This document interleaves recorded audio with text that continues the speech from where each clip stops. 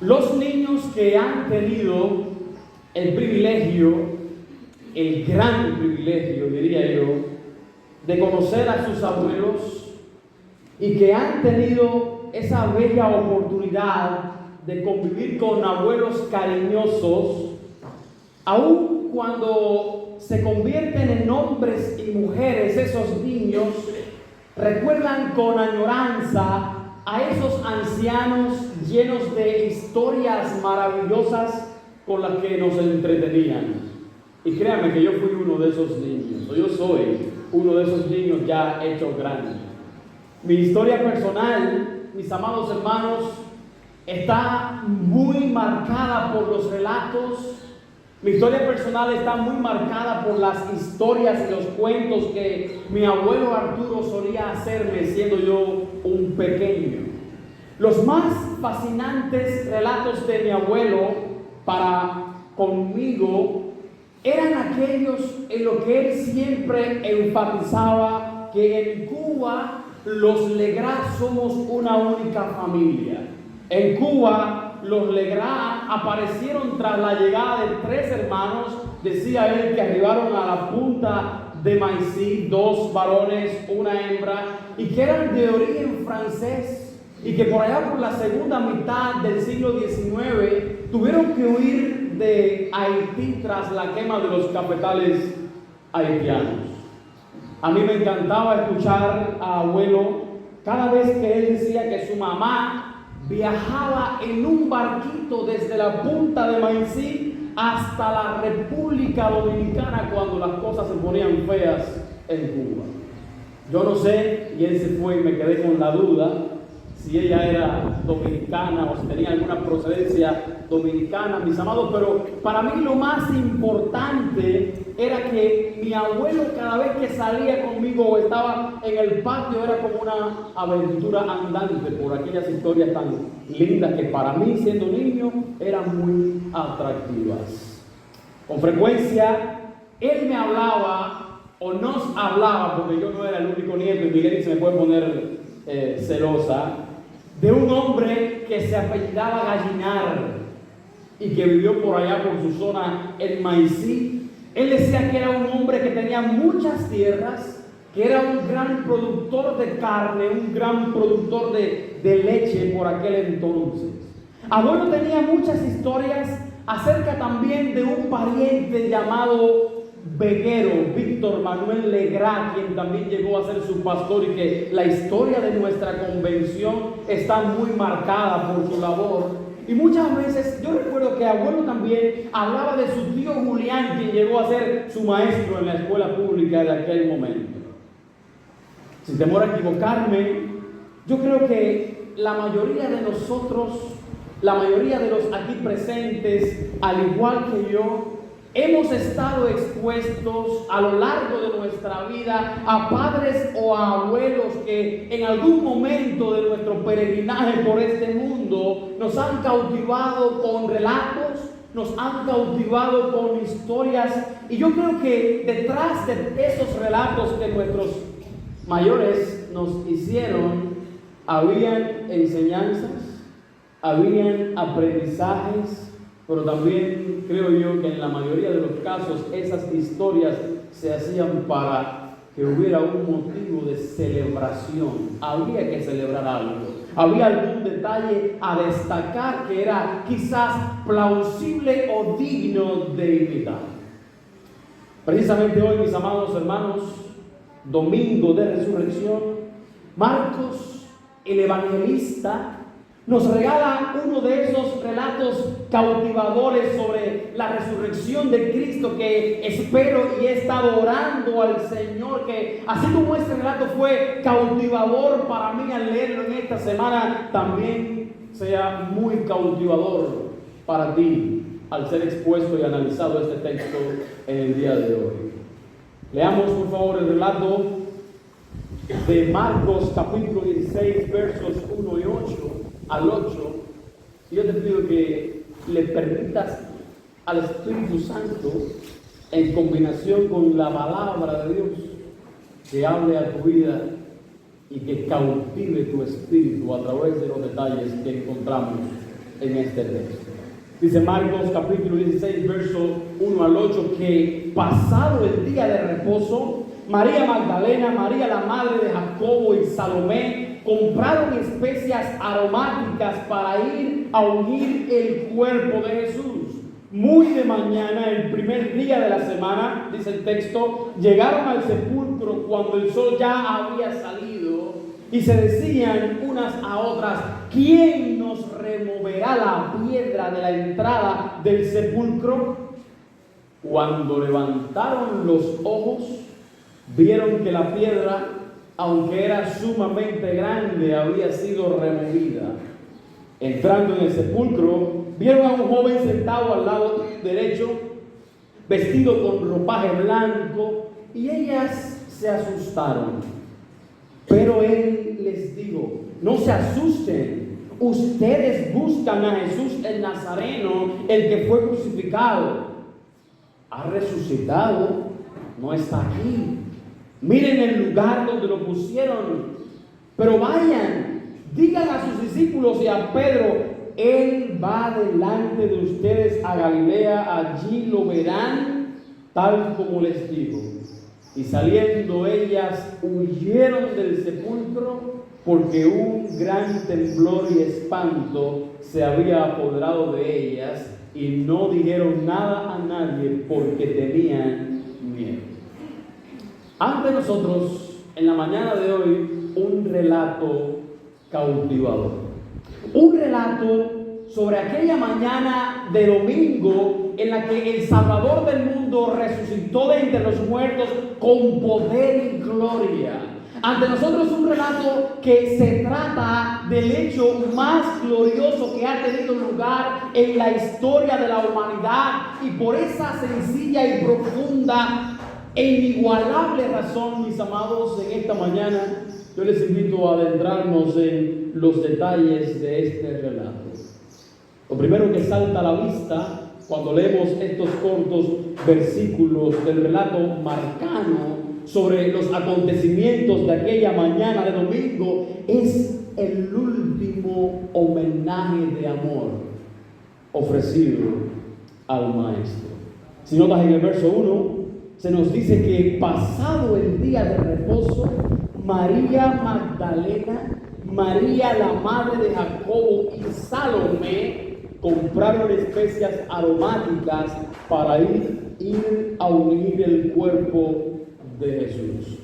Así comienza Marcos su relato, con estas palabras: cuando pasó el día de reposo. Con un poco de imaginación en esta mañana, yo creo que fácilmente tú y yo podemos entender que aquel sábado, luego de la crucifixión y antes del domingo de resurrección, tuvo que haber sido el día más oscuro de la vida de aquellos hombres y mujeres que habían sido impactados por Jesucristo.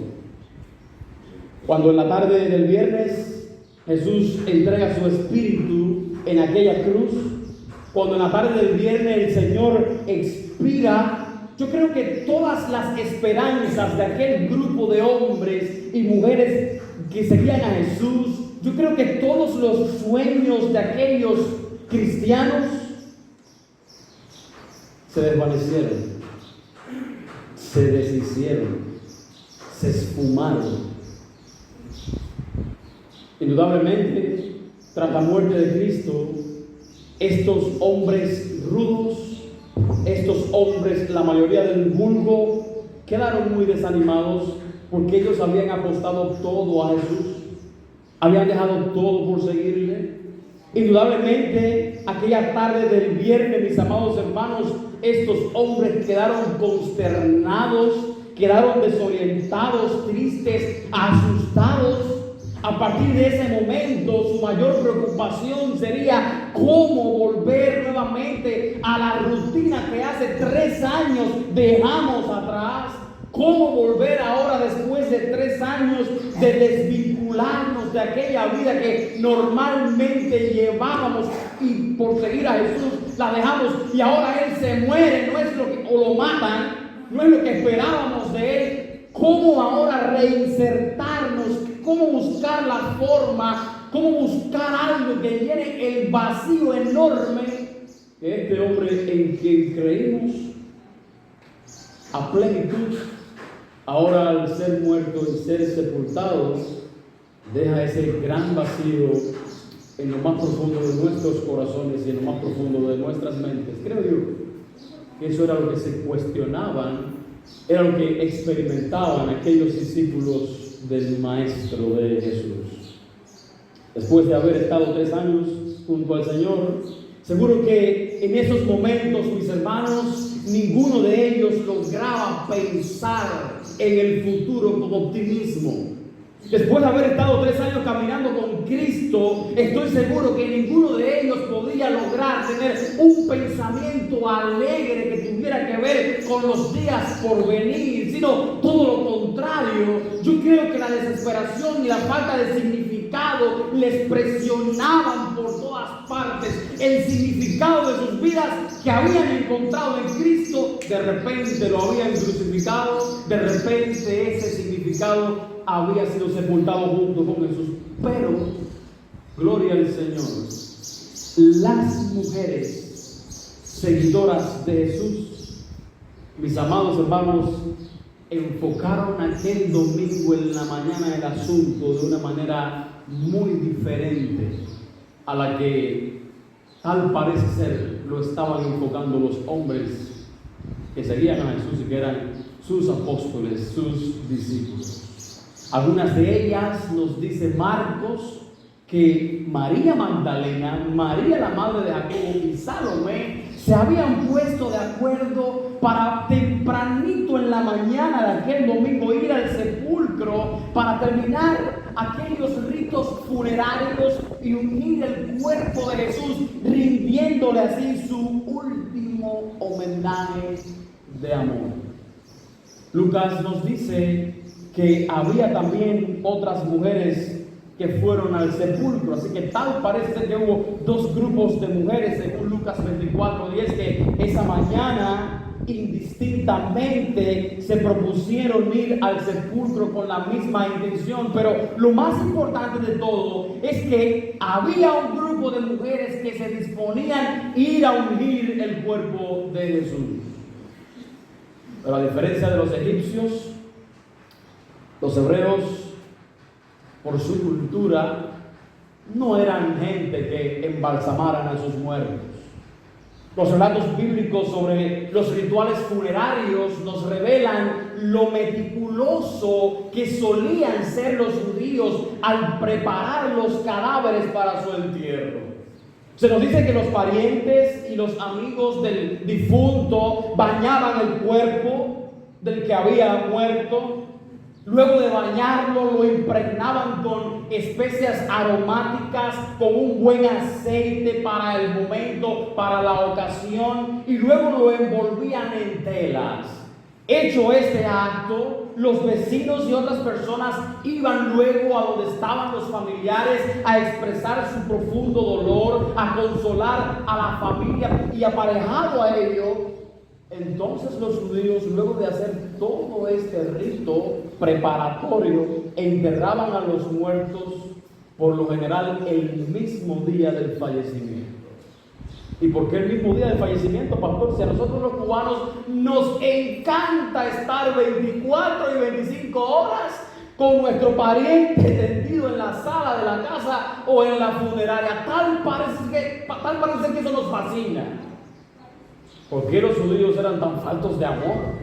Pudiéramos preguntarnos nosotros los cubanos. ¿Por qué enterraban a sus amados familiares el mismo día? Bueno, habían 2 razones. La primera era porque los cadáveres se descomponían rápidamente como consecuencia del calor cálido, del clima cálido del Medio Oriente. Y la segunda razón por la que un cadáver era enterrado o sepultado el mismo día era para no dejar varios días el cadáver sin darle sepultura, porque un cadáver que no tenía sepultura o que se demoraba su sepultura era una deshonra, para el difunto como para la familia. Así que había que enterrar en Israel a todo el que moría el mismo día en que moría. Más en el caso de Jesús, mis amados hermanos,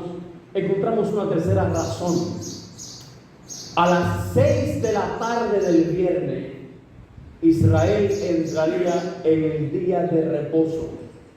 Y a partir de las 6 de la tarde del viernes no se podían hacer ritos mortuarios, no se podían hacer sepulturas, porque la ley de Moisés prohibía a los judíos hacer ese tipo de ritos. Es por eso que José de Arimatea, antes de que dieran las 6 de la tarde del viernes, rápido se apresura y, ayudado por otras personas, van a Cristo autorizado, obviamente de aquella cruz, preparan el cuerpo como pudieron y le dan sepultura de manera rápida y breve. Y eso explica entonces por qué, pasado el día de reposo, algunas mujeres seguidoras de Jesús fueron muy temprano al sepulcro a dar su último homenaje, a preparar el cuerpo como correspondía y de la manera en que no se pudo hacer el viernes en la tarde por la premura. ¿Entiendes ahora por qué se levantaron probablemente antes de que el gallo cantara en la mañana? Amados hermanos, el ungimiento era una demostración de amor hacia el cuerpo de esa persona especial que había fallecido, y en este caso hacia esa persona tan especial a la cual se le había dado muerte. El ungimiento era una demostración de amor que no solamente implicaba afecto, no solamente mostraba lo que el pariente o el amigo sentía hacia esa persona, sino que ese ungimiento llevaba una inversión importante de dinero, porque había que comprar especias aromáticas para poder compensar el hedor de aquel cuerpo que comenzaba a entrar en descomposición con aquellas especias aromáticas, y así lo hicieron aquellas mujeres. Marcos dice que ellas compraron especias aromáticas y fueron hacia el sepulcro. No obstante, a pesar de que estas mujeres se levantaron muy de mañana para expresar su amor a Jesús a través del ungimiento de su cuerpo, el hecho de que ellas acudieran a la tumba a ungir el cuerpo del Maestro aquel tercer día después de su entierro, demuestra que ellas, al igual que los discípulos, no esperaban que Jesús resucitara de los muertos. Y tú dirás, pero ¿cómo es posible que esta gente, luego de estar 3 años con Jesús, no esperaban que Él resucitara de los muertos? Bueno, mis amados, esto nos puede sorprender en esta mañana, pero lo cierto es que, a pesar de que Jesús en varias ocasiones les había hablado acerca de su muerte y también de su resurrección, Marcos nos revela en su relato, en su escrito, un detalle interesantísimo.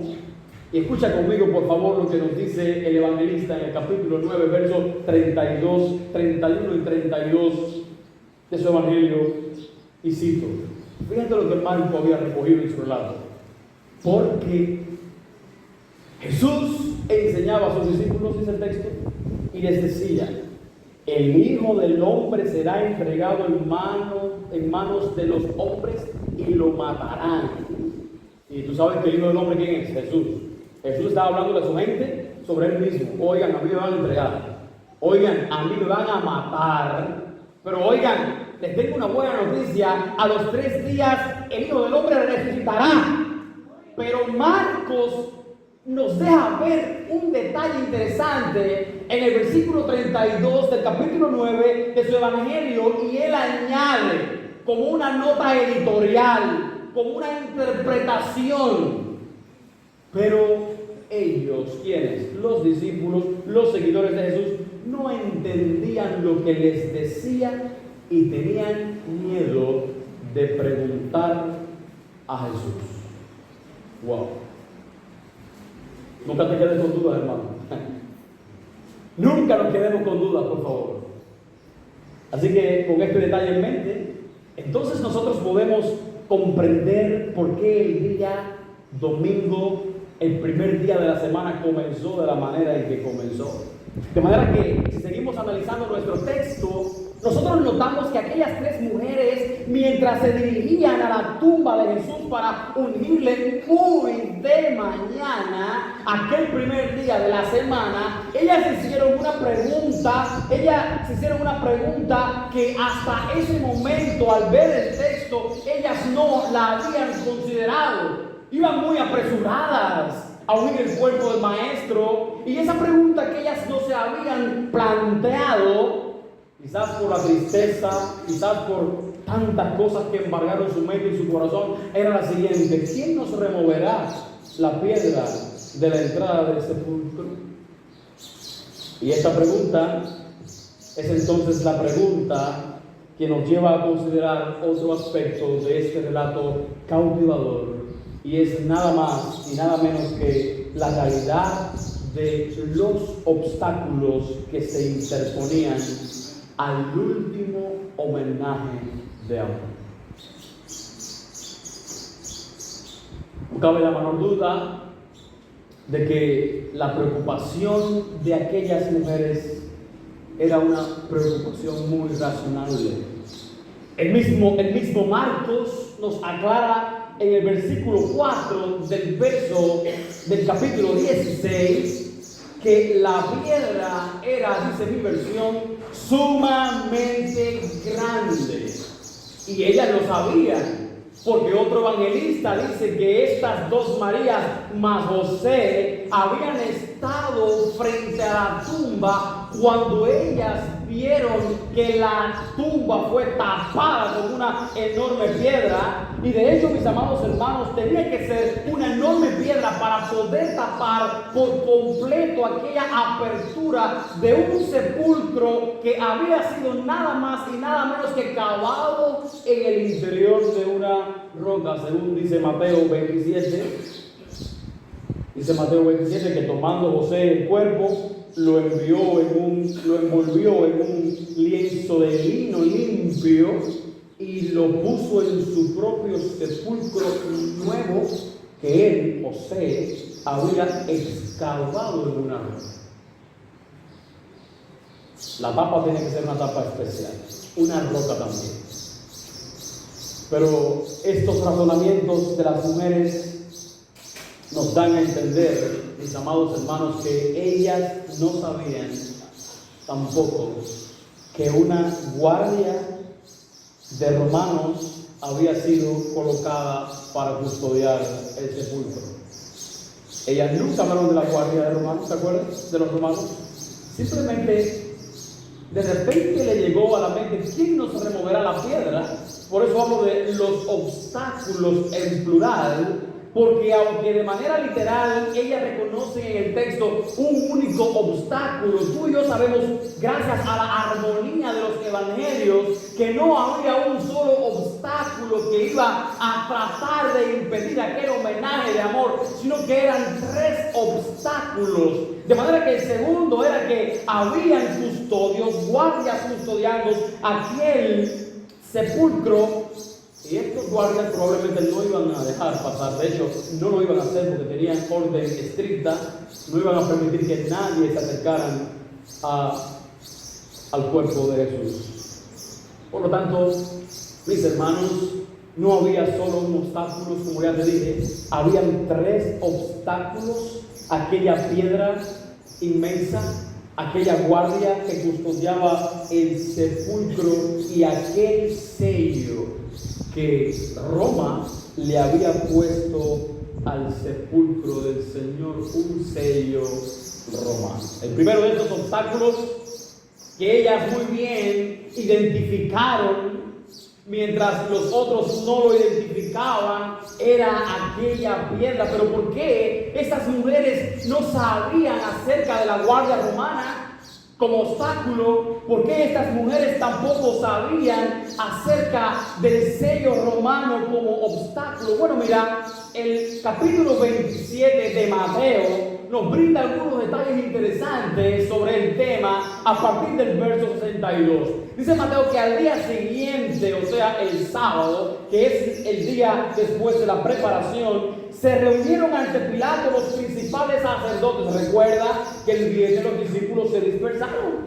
y fueron totalmente desorientados a sus casas. El sábado fue un día triste. Bueno, el sábado se reunieron con Pilato los principales sacerdotes, los que habían condenado a Jesús y también los fariseos, y le dijeron a Pilato: mira, Señor, nos acordamos que cuando aquel engañador vivía aún, él dijo: después de 3 días se resucitaré. Por eso ordene usted que el sepulcro quede asegurado hasta el 3er día, no sea que vengan sus discípulos, se lo roben y digan al pueblo: él ha resucitado de entre los muertos, y el último engaño será peor que el primero.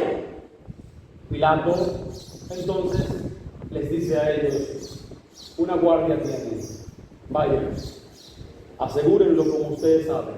Y fueron y aseguraron el sepulcro, y además de poner la guardia, dice el relato de Mateo, sellaron la piedra.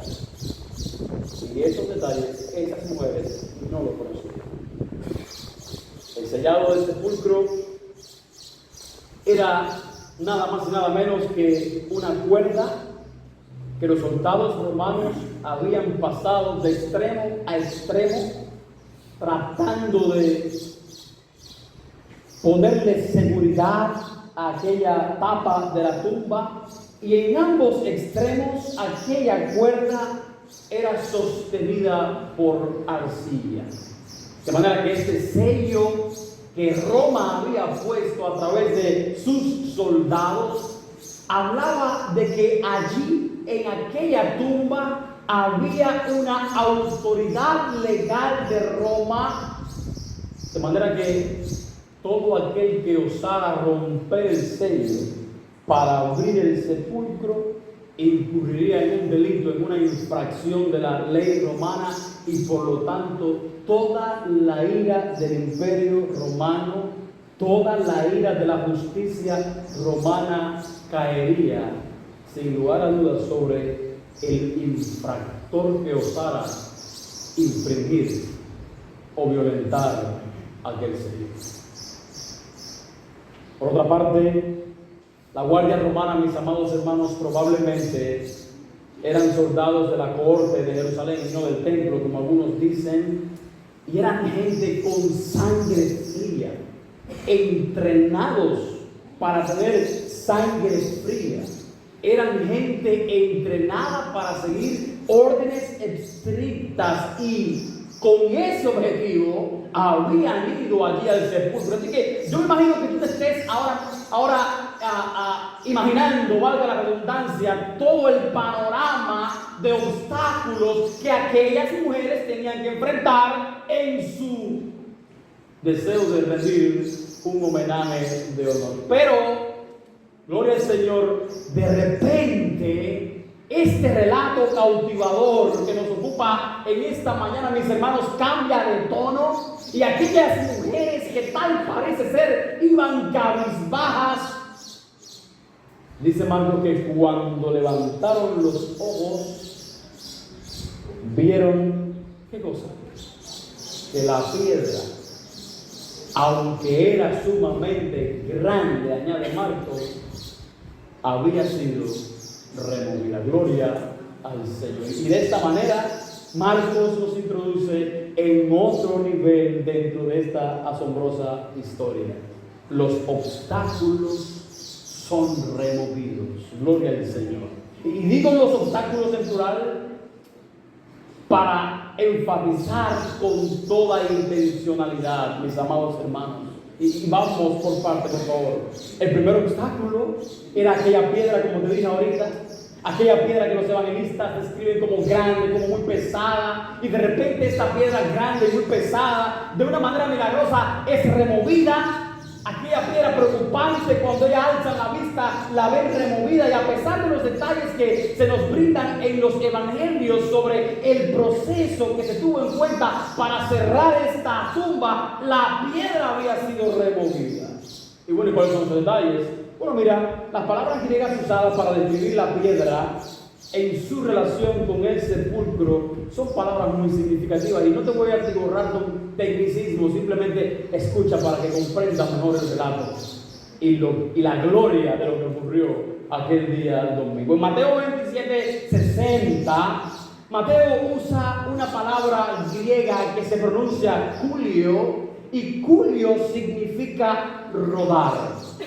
De ahí que Mateo nos relate que tomando José el cuerpo lo envolvió en un lienzo limpio y dice al final del texto, después de rodar una piedra grande a la entrada del sepulcro se fue. Mateo usa un término que significa rodar. La piedra tuvo que rodarse, pero Marcos en el 16:3-4 usa la misma raíz de la palabra griega culio, pero Marcos en su escrito le añade una preposición interesantísima, la preposición ana. Y para aquellos que están aquí y no son cristianos, el Nuevo Testamento fue escrito en griego originalmente, por lo tanto a veces para tener una mejor comprensión de la palabra tenemos que indagar más allá del español, ir a la lengua original. Así que culio con la preposición ana en el Evangelio de Marcos significaba entonces, le daba un tono, esta preposición que significa arriba o hacia arriba. La piedra fue removida, dice Marcos, hacia arriba. Es lo que debemos entender. Pero Lucas, en su relato, en el capítulo 24, verso 2, usa la palabra culio también, pero Lucas, a diferencia de los otros, usa una preposición griega que se pronuncia apo, y esta preposición griega que se pronuncia apo significa separado de, lo cual apunta a que la piedra estaba separada del sepulcro. Así que cuando leemos en este evangelio, leemos lo siguiente: encontraron que la piedra había sido removida o separada totalmente de aquel sepulcro. Pero, ¿y qué de Juan? ¿Qué detalle nos brinda Juan sobre este milagro, sobre este movimiento de aquella pesada y enorme piedra? Bueno, Juan, como si no bastara, mis amados hermanos, al escribir su evangelio en el capítulo 20, verso 1, él, al hablar de esta misma piedra, usa el término griego airo, que significa tomar o transportar, y de esta manera Juan describe la nueva posición de la piedra. La piedra fue tomada y transportada a un lugar alto. Es la idea que da el original griego. Y Juan al español se traduce, había sido quitada, tomada, pero el griego tan rico dice, a un lugar alto. Así que lo que era imposible para aquellas mujeres había ocurrido y ellas no sabían cómo. ¿Tú te imaginas eso? Ponte en el lugar de aquellas mujeres. Pero está bien, pastor, la piedra fue removida, pero ¿y qué del sello que estaba sobre la roca? Sí, la piedra fue removida, pero ¿y ahora qué pasa con los soldados? Eran 2 obstáculos más. ¿Acaso estos obstáculos seguían siendo obstáculos para aquellas mujeres rendir tributo al Señor? Bueno, mis hermanos, el relato según Mateo sobre este suceso responde estas interrogantes. Mateo 28, 1 al 4 es fascinante y nos dice que pasado el día de reposo, al amanecer del primer día de la semana, María Magdalena y la otra María vinieron al sepulcro y se produjo un gran terremoto. Escucha bien, porque un ángel del Señor, descendiendo del cielo y acercándose, removió la piedra y se sentó sobre ella, y su aspecto era como un relámpago y su vestidura blanca como la nieve, y de miedo a él los guardias temblaron y se quedaron como muertos. Así que la lógica al leer este pasaje indica que el sello fue totalmente destruido, totalmente roto como producto del terremoto que provocó el descenso de aquella figura celestial o aquella figura angelical. Y en cuanto a la guardia romana, nuestras dudas son despejadas por este texto, porque literalmente Mateo dice que de miedo al ángel, los guardias temblaron y se quedaron como muertos, quizás quedaron desmayados. Gloria al Señor. Pero volvamos por favor al relato de Marcos 16. Míralo de nuevo. Allí en el versículo 5 se nos presenta entonces un espantoso encuentro con un mensajero singular. Dice Marcos que en su relato que entrando ellas en el sepulcro, vieron a un joven sentado al lado derecho, vestido con ropaje blanco, y ellas se asustaron. Un espantoso encuentro con un personaje singular. Estas mujeres, cuando yo leí el texto anoche, dije solo, estas mujeres tenían coraje. Estas mujeres eran tan valientes. Ellas fueron capaces de entrar al sepulcro, aquel, mis hermanos, a pesar de lo misterioso que para ellas era aquel movimiento de aquella pesada piedra, y en medio de un terremoto irregular, y quizás aquel movimiento de aquella piedra en un terreno zanjado era tan misterioso, pero si impactante fue para ellas que aquella piedra fue removida, ellas siguieron para adelante. Parece que eran medio cubanas. Impactante también debió haber sido ver el sello roto, los soldados desmayados, porque tuvieron que verlo.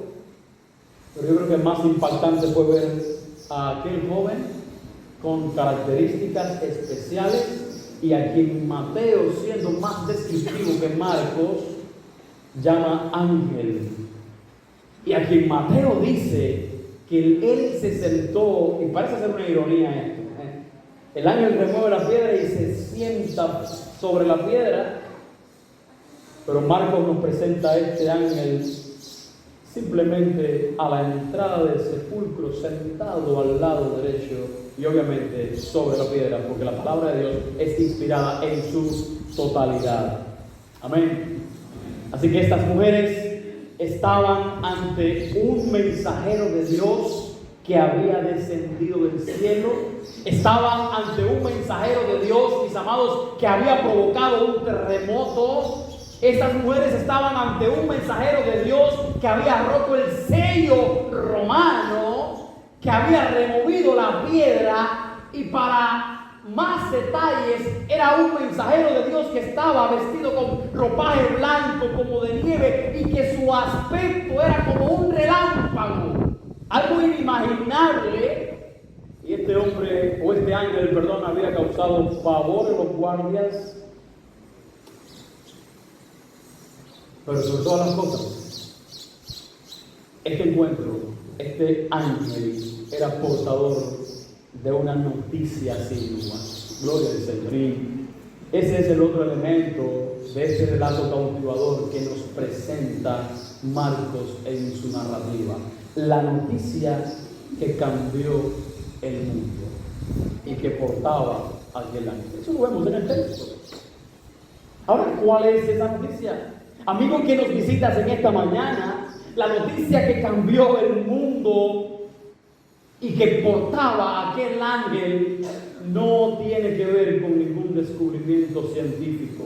No es la imprenta, no es la penicilina, no es el internet, no es la wifi, no es la vacuna para el COVID, no tiene que ver con eso. La noticia que cambió el mundo fue precisamente la noticia que comunicó este ángel y que la encontramos en el versículo 6 de nuestro texto. Ustedes buscan a Jesús el Nazareno, el que fue crucificado, afirma él, y afirman una vez más: ha resucitado, o mejor dicho, nos brinda otra afirmación y es la siguiente: ha resucitado, no está aquí, miren donde les pusieron, él no está, aleluya. Esa es la noticia que cambió el mundo. Esta es la noticia más importante del mundo, amigo que nos visitas en esta mañana y que aún no eres cristiano, porque esta noticia garantiza que Dios el Padre aceptó el sacrificio de Cristo sustitutivo en la cruz del Calvario por ti y por mí. Es la noticia más importante del mundo, porque esta noticia garantiza que Jesús cargó con nuestra maldición en la cruz. Esta noticia garantiza que Jesús pagó eficazmente nuestras culpas, las tuyas y las mías,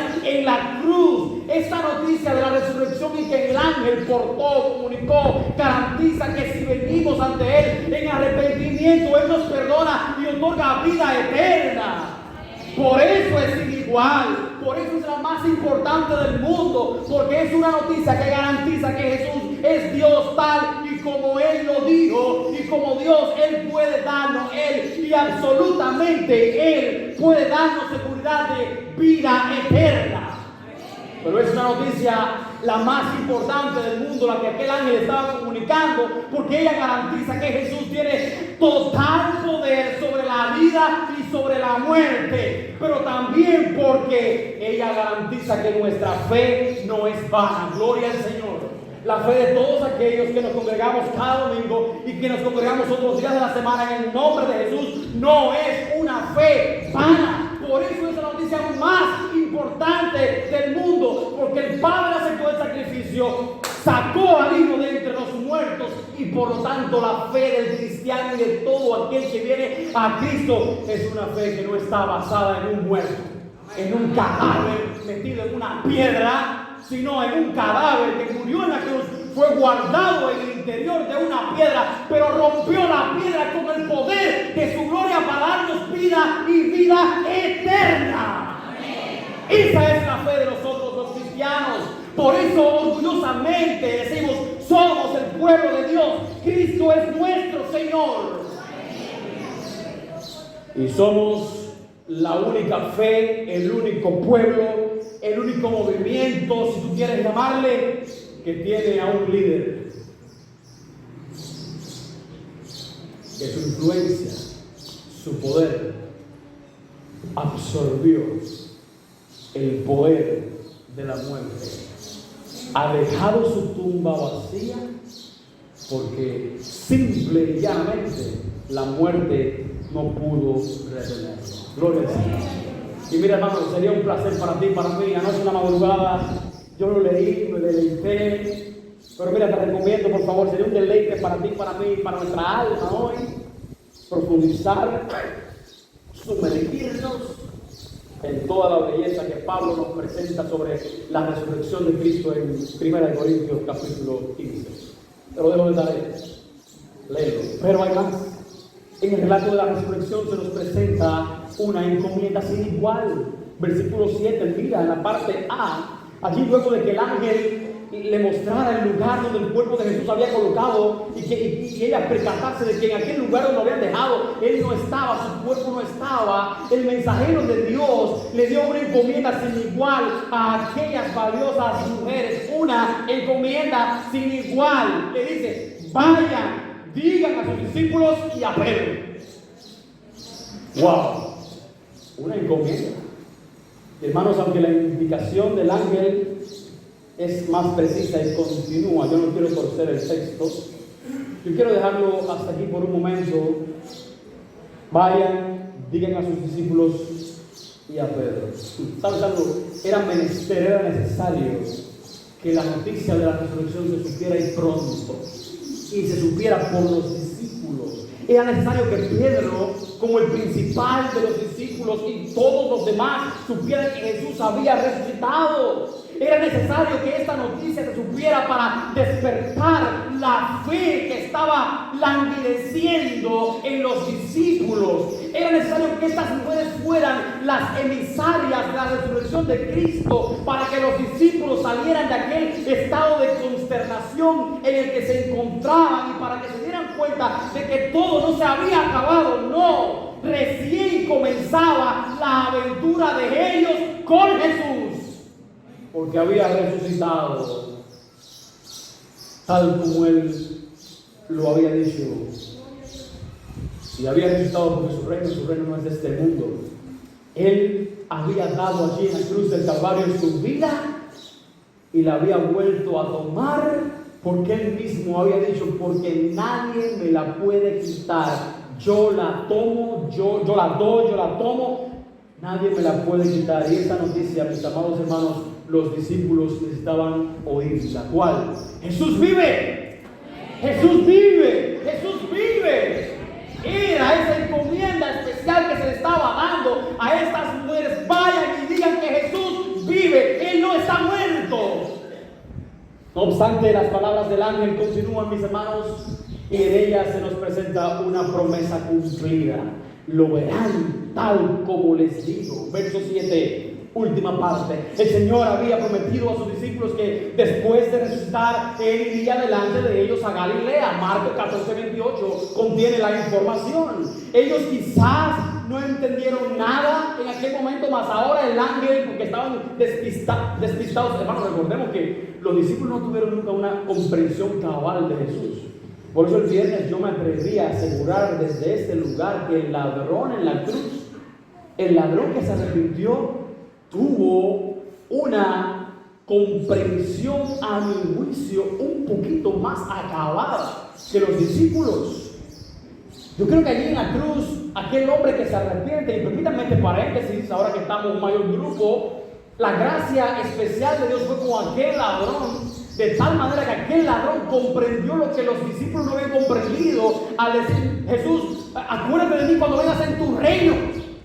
Aquel ladrón, al ver la oscuridad, al ver el temblor, al ver toda la injuria, al ver todo lo que Jesús estaba pasando, mientras los discípulos estaban escabullidos, él llegó a una conclusión: wow, este es el Hijo de Dios, tu reino, ahí yo quiero estar, acuérdate de mí.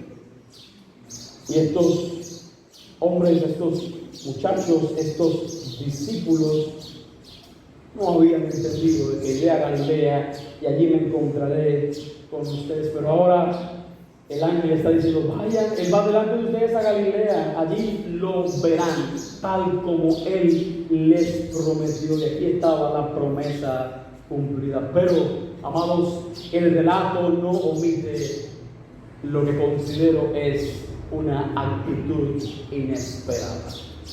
Versículo 8.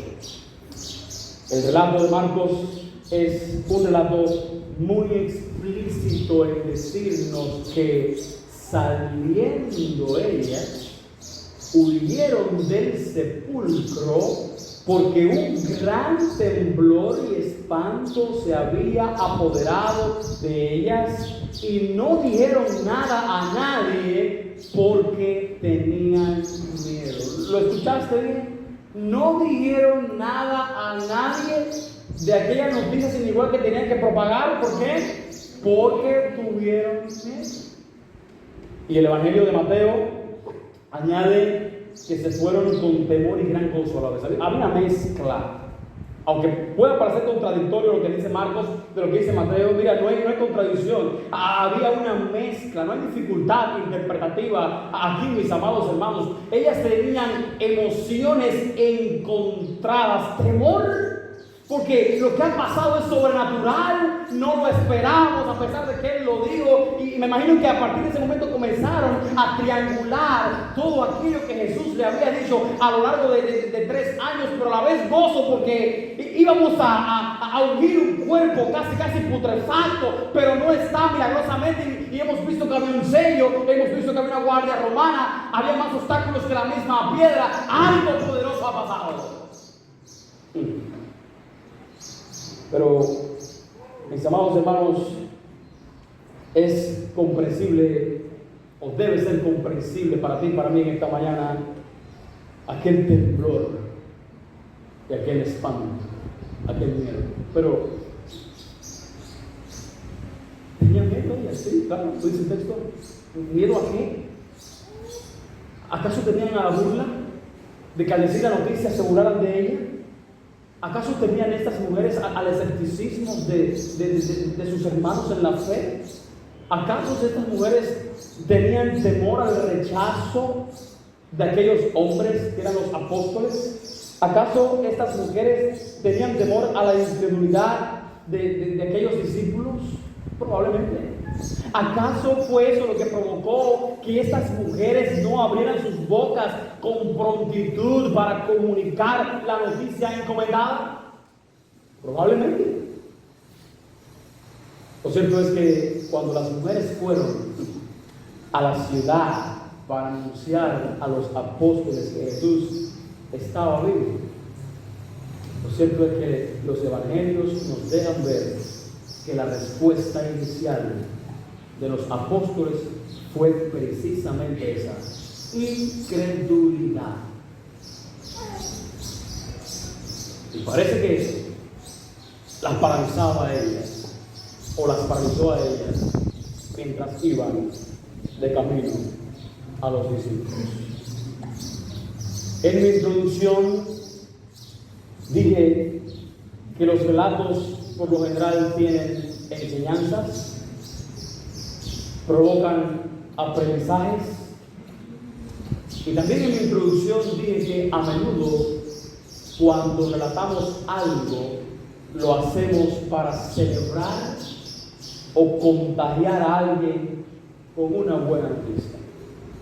Ayer yo recibí una llamada de una hermana, necesitaba mi visita, fui en la tarde a la visita y entre todo lo que hablé con aquella hermana, ella me preguntó: pastor, ¿y cómo fue el viaje misionero a Marisilla? ¡Wow!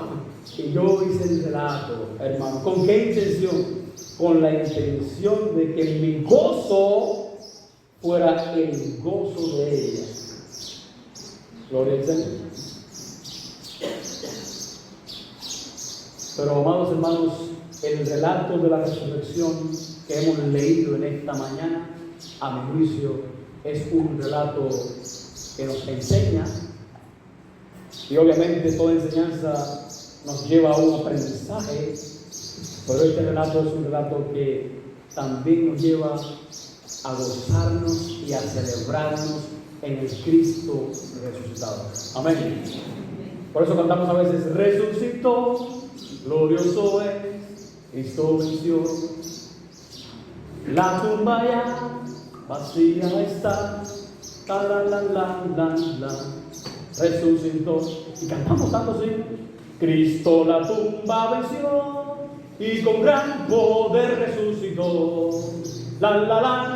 Cantamos himnos así: Cristo la tumba venció y con gran poder resucitó. Celebramos lo que es más que un relato, una realidad profunda.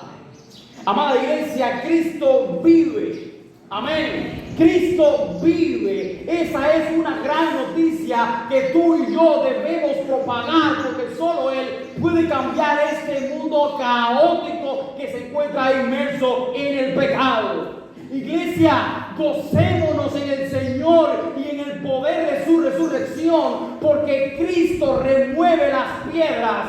Cristo es el único que remueve los obstáculos inamovibles de nuestra vida. No hay desafío demasiado grande para Él, recuérdalo. Cristo la tumba venció y con gran poder resucitó. ¿Acaso habrá algo que sea imposible para el Hijo de Dios?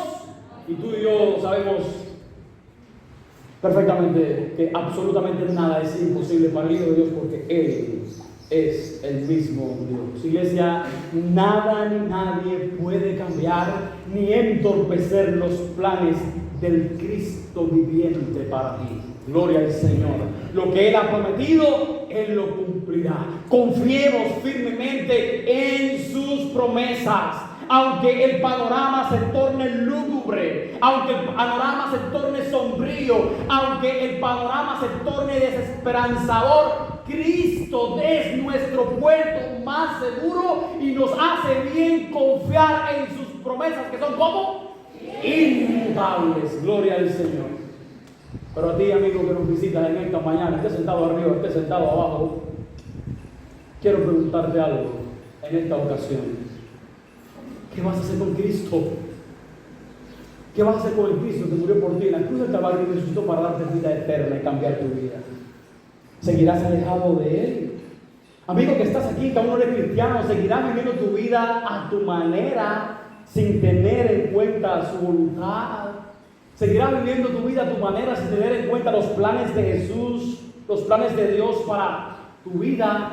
Amigo que nos visitas, ¿vas a seguir por la vida sin tener en cuenta las expectativas que Dios tiene y Cristo tiene y el Espíritu Santo tiene sobre ti? ¿Seguirás viviendo muerto en tus delitos y pecados? ¿O te acercarás hoy, aquí y ahora, en arrepentimiento y fe? Ay. Amigo, ven a Cristo, porque únicamente en Cristo hay vida y hay vida abundante. Padre, tu palabra, clamo para que en esta mañana tu iglesia